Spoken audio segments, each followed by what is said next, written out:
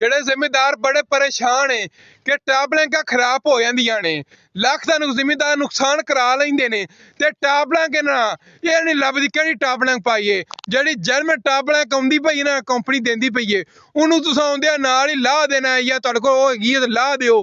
ਤੇ ਜਿਹੜੀ ਮਾਰਕੀਟ ਦੇ ਵਿੱਚ ਮੋਟੀ ਚੂੜੀ ਆ ਟਾਬਲੈਂਕ ਹੈ ਨਾ, ਇਹ ਪਾ ਲੈਣੀ ਤੁਹਾਡੀ ਟਾਬਲੈਂਕ ਹੈ ਨਾ ਉਹ ਖੁੱਲੇ ਦੀ ਨਹੀਂ, ਕਿਉਂਕਿ ਜੇ ਜਰਮਨ ਟਾਬਲੈਂਕ ਆਉਂਦੀ ਪਈ ਬੜੀ ਚੂੜੀਆਂ ਖਰਾਬ ਹੁੰਦੀਆਂ ਪਈਆਂ ਜ਼ਿਮੀਦਾਰਾਂ ਤੇ ਟਾਇਰ ਨੁਕਸਾਨ ਹੁੰਦਾ ਪਿਆ ਹੈ, ਫਾਲੇ ਵੱਜ ਜਾਂਦੇ ਨੇ ਵਿੱਚ। ਆ ਮੋਟੀ ਚੂੜੀ ਟਾਬਲੈਂਕ ਪਾ ਲਓ ਤੇ ਤੁਹਾਡੀ ਟਾਬਲੈਂਕ ਕਹਿਣਾ ਖਰਾਬ ਨਹੀਂ ਹੋਏਗੀ, ਕਿੱਲੀ ਨਿਕਲੇ ਦੀ ਨਹੀਂ ਬਾਹਰ।